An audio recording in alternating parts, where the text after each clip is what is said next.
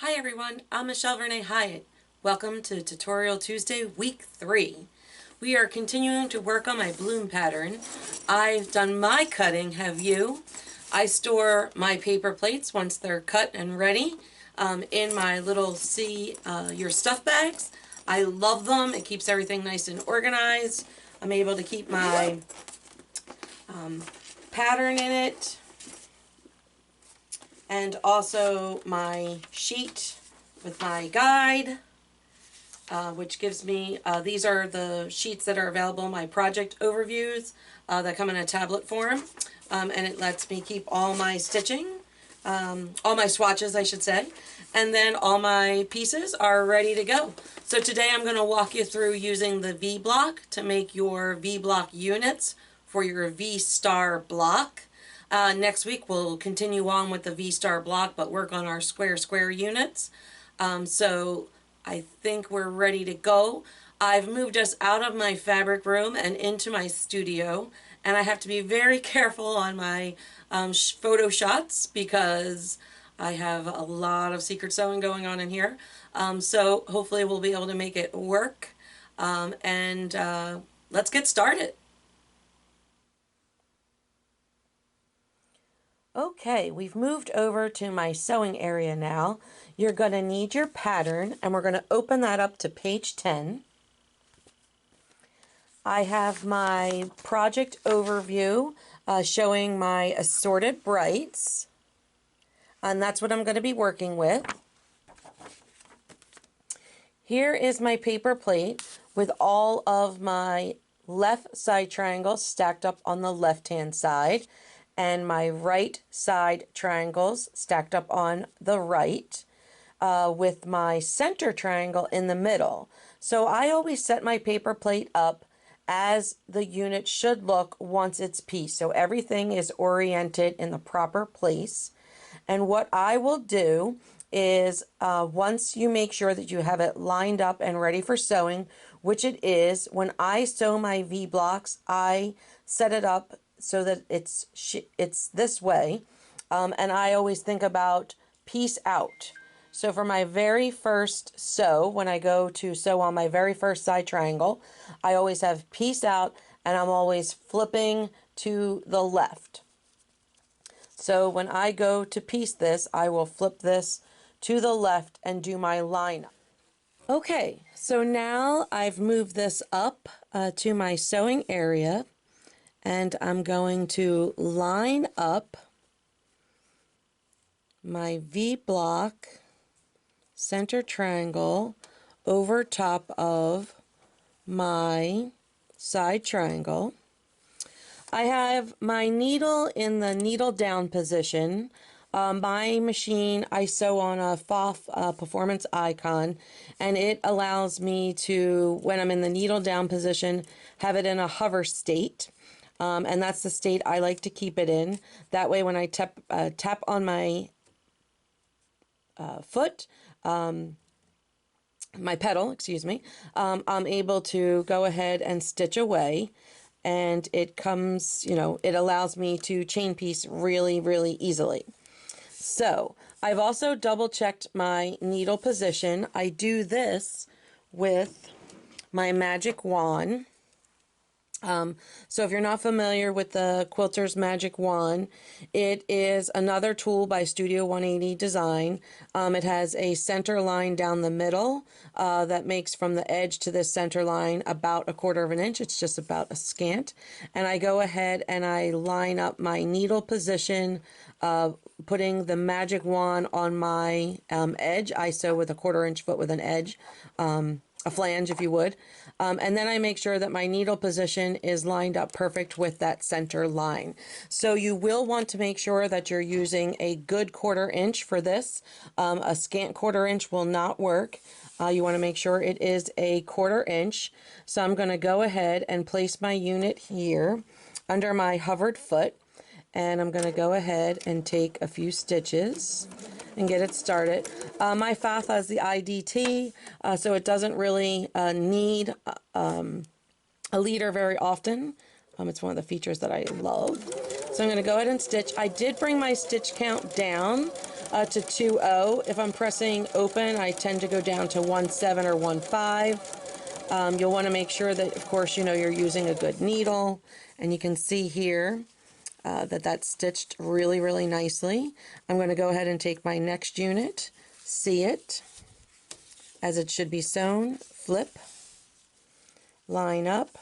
I don't pin. You could by all means pin if you wanted to. This should be lining up perfectly from the point to there. If either one of them are not lining up, you probably have that triangle or your side triangle in the wrong position. So we're just going to continue sewing these through. I'm going to go ahead and do one full color set so that I can go ahead and show you. Remember, I went ahead and put my white on white all facing up when I cut, so I don't really need to be doing the double checking at this point. So I'll just go ahead and feed this in again. And I won't bore you to tears. I'm going to continue sewing all 8 per Assorted Bright, and I will pick you back up when I go over to the ironing area. Okay, so now we're over at our pressing mat, and we're going to give these a good press. Now we're going to press towards our side triangles. So we want to set in our seam with our side triangles up. A lot of folks press very roughly, and it causes your units to get a little wonky. So you want to make sure you're using good pressing skills. So for my little pieces, I just use my little lasso, and I'm going to go ahead and set in my seam. And what that does is it allows the thread to fall into the weave of the fabric below it. Then I'm going to use my fingers, and I'm going to finger press, and then press. So set the seam, finger press, press. Set the seam, finger press, press. Nice and easy. You don't want to shove your fabric. A lot of people just go like this. That is very wrong. It will stretch your fabric. I'm going to go ahead and finger press and press. All right, so now these are ready to go. So I'm going to nip them apart and head back to my sewing area. Okay, so now we're done pressing, and I'm going to line this back up to make sure that I have my orientation proper again, so piece out. But now I'm going to turn it around. If it was on my paper plate, I would just turn my paper plate around. And now I'm going to continue to flip. I want to keep that center triangle on top all the way through the cycle. It is the precision piece. Our side triangles are slightly oversized, so I can have this move around a little bit, my side triangle, but my center triangle, I want to put down my best 1/4 inch. Now, some people will think that I'm definitely being too picky, but since I do use a foot that has a ledge, I like to trim off that little bit of orange that's peekabooing around there. So I will go ahead and do that, giving them all a little trim.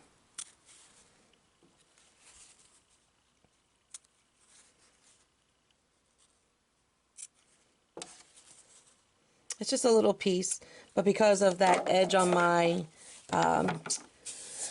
my foot, it will give me a little bit of a push. So now I have these turned around. I'm going to see it, flip it. I'm going to line it back up with that little point hitting that top, and this should come down and hit the bottom again. I'm going to go ahead, put that needle down position. And I'm going to go ahead and put my unit right under that hovered foot and go ahead and do my stitching.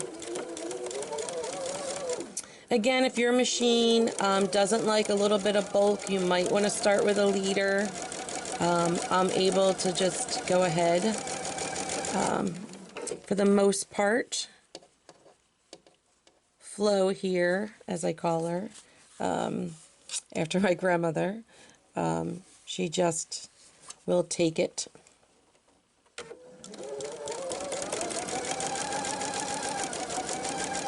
Keeping that nice and lined up.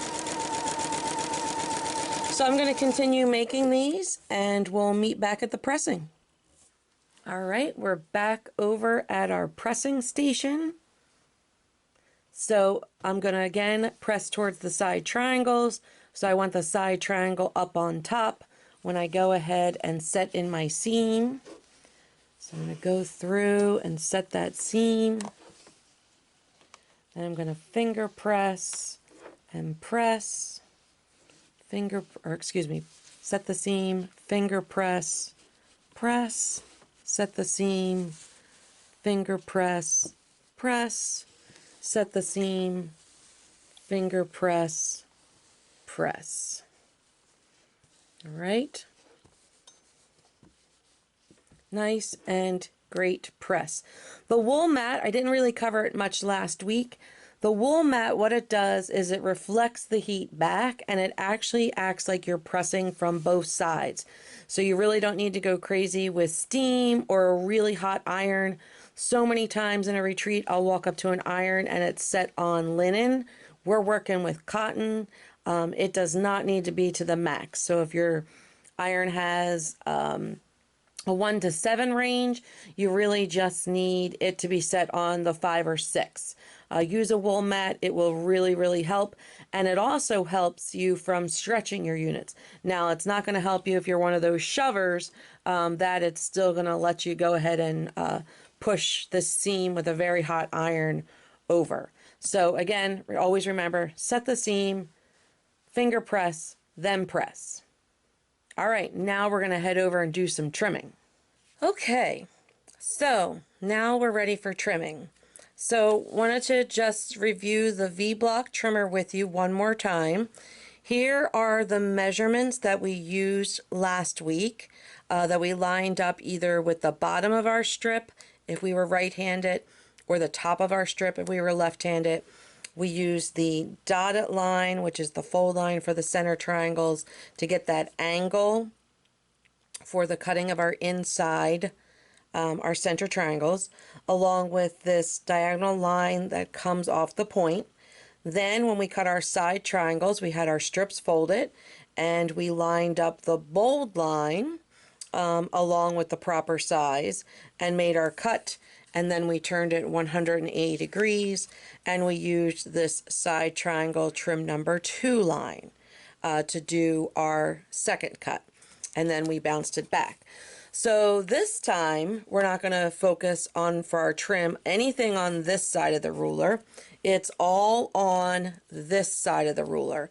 So if you hold your V-block as if it were like a measuring cup and this is the handle, this is the position that you will have your V-block trimmer in when doing the cutting for your V-blocks if you are right-handed. If you are left-handed, you are going to hold it this way so that the point is actually towards your belly. Okay? So let's get started cutting. So I have my V-block unit here. I'm going to first go with the right-handers. So, and remember, I'm doing the throw size, so I'm trimming my units to a 3-inch finish.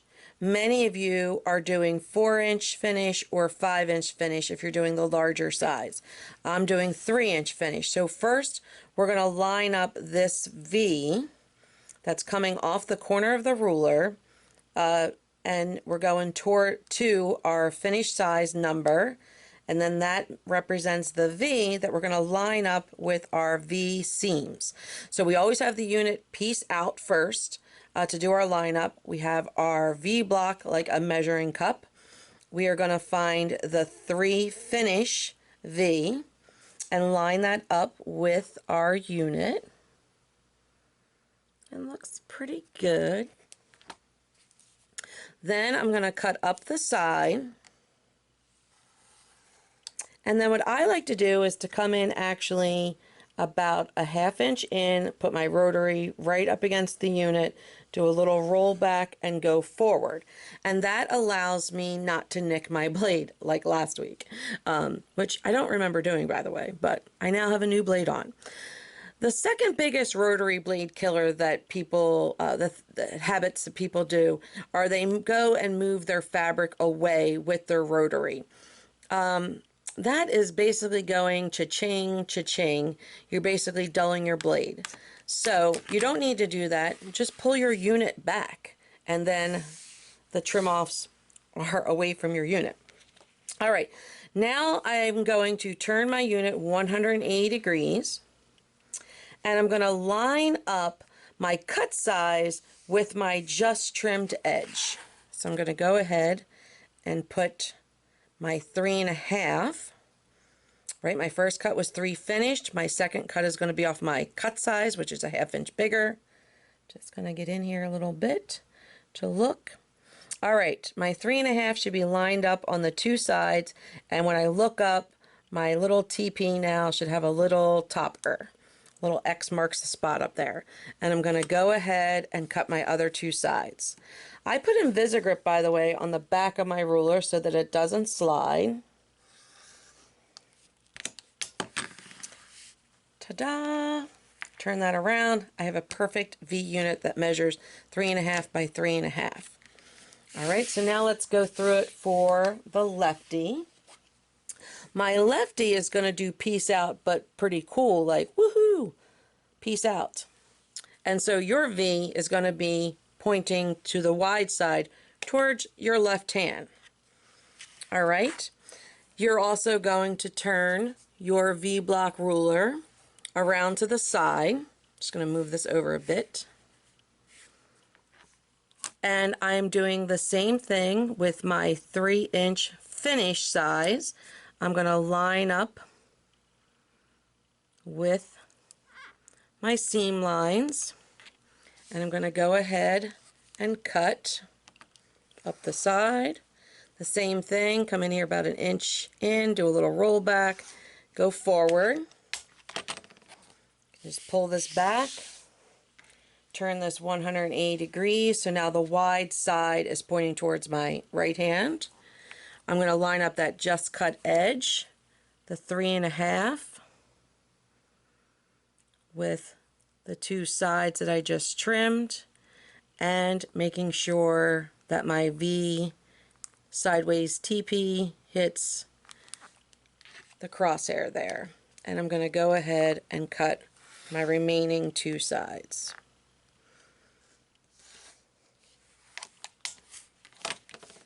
Ta-da! And the best part is that they are a perfect 3.5. When I line them up with each other, they perfectly match. Anytime that we take doing our trimming, we are going to save when we go to put this together, because the blocks, the units are going to go together really easily. So I'm going to continue on with all my units and trim up 8 of each of the assorted bright, because that's how many we need. Well, that does it for us for today. I hope you enjoyed it, and I hope even if you've used the V-block before, you learned something new. One of my tips or tricks helped you out. Next week we're on to the square square. A large square square will work as well, but the normal square square will work fabulously for our units for next week. So I want you to go ahead and get those V-blocks all sewn and trimmed and ready for next week. If you are looking for something more to do, please follow me on my blog, Sew on the Go. You can reach everything through sewonthego.net, my website, and my blog. I'm doing a reveal this Friday on my current mystery, and I'm getting ready to kick off my next mystery, talking about fabric requirements and such. It'll actually start mid-May-ish to the end of May. And it will be a holiday medallion quilt again. It can also be a regular medallion quilt, but it will go over the course of 16 weeks from late May-ish into late September. So I hope you will check me out on my blog and also follow me on Facebook. Thanks, and have a great week. Hang in there, guys.